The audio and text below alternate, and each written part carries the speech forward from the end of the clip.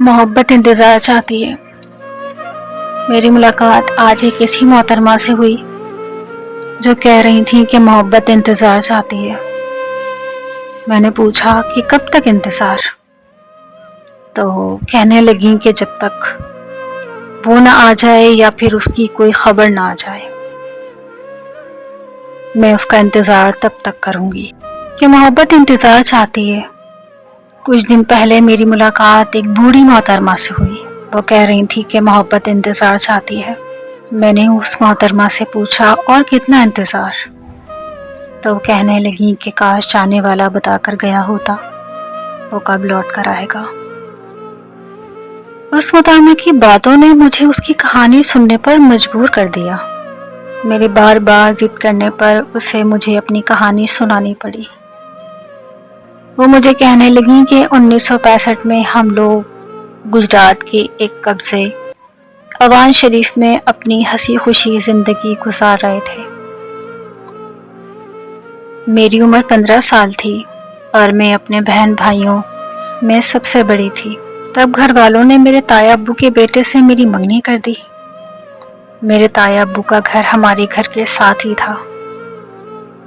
मंगनी के बाद मेरे मंगेतर का आना जाना हमारे घर में बंद हो गया था, क्योंकि उस वक्त के रिवाज के मुताबिक रुखसती से पहले लड़की लड़के को आपस में बात या फिर मुलाकात करने की इजाजत न थी।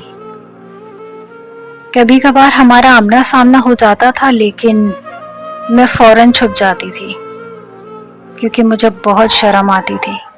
एक दिन मेरे घर वालों को किसी शादी पर गुजरात शहर जाना पड़ा। मेरे घर वाले मुझे चाचू के घर छोड़ आए। मेरे चाचू का घर भी हमारे घर के पास ही था। मैं वहाँ कज़न के साथ खेल रही थी कि अचानक वहाँ मेरा मंगेतर आ गया। मैंने जैसे ही उसे देखा तो मैं भागकर दूसरे कमरे में चली गई और मैंने कमरे का दरवाज़ा लॉक कर लिया। वो कमरे के बाहर आया और कहने लगा कि मैं तुमसे मिलने आया हूँ, प्लीज दरवाज़ा तो खोलो। मेरी धड़कन जैसे चल ही नहीं रही थी और मेरे हाथ पांव कांप रहे थे। मुझे समझ ही नहीं आ रही थी कि मैं क्या करूं।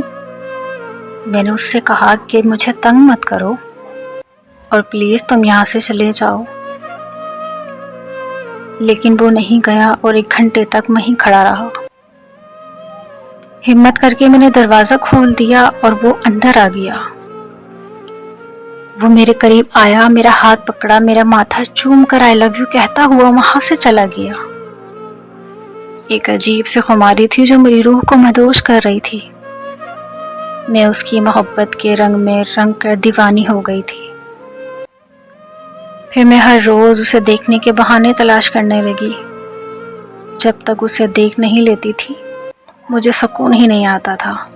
उसके कपड़े मंगाकर घंटों घंटों उसकी खुशबू महसूस करती थी।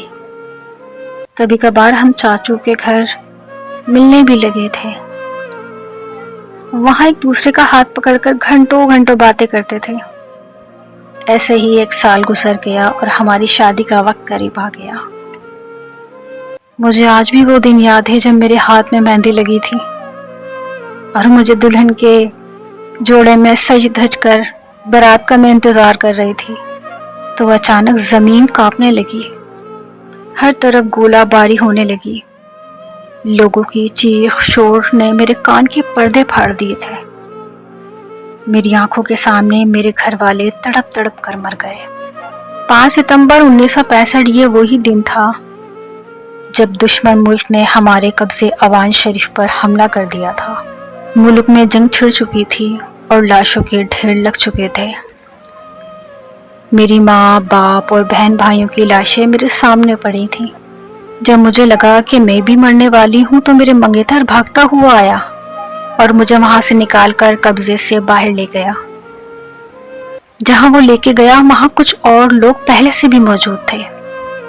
तो मेरे मंगेतर ने मुझे बोला, उन लोगों के साथ तुम गुजरात शहर चली जाओ कि वहां कोई खतरा नहीं है तुम्हें। मैंने उसका हाथ पकड़ा और उससे कहा कि प्लीज मुझे छोड़कर मत जाओ। उसने कहा कि अभी उसे और लोगों की मदद करनी है اور پھر اس نے وعدہ کیا کہ فکر مت کرو، میں لوٹ آؤں گا۔ وہ واپسی اوان شریف چلا گیا اور میں ان لوگوں کے ساتھ شہر گجرات آ گئی۔ جنگ ختم ہو گئی اور ہم اوان شریف واپسی چلے گئے۔ کوئی اپنا بچا ہی نہیں تھا، سب مٹی کے ڈھیر ہو گئے تھے۔ اپنے منگیتر کو بہت ڈھونڈا مگر اس کا کچھ پتہ نہیں چلا۔ کچھ لوگوں کا کہنا تھا کہ وہ فوجیوں کے ساتھ لڑ کر اور دشمنوں سے لڑتا رہا، شاید شہید ہو گیا۔ لیکن اس بات پر نہ مجھے تب یقین آیا اور نہ ہی آج یقین ہے، کیونکہ مجھے اس کے کیے ہوئے وعدے پر پختہ یقین ہے۔ اس نے کہا تھا کہ وہ لوٹ کر آئے گا، تو وہ ضرور لوٹ کر آئے گا۔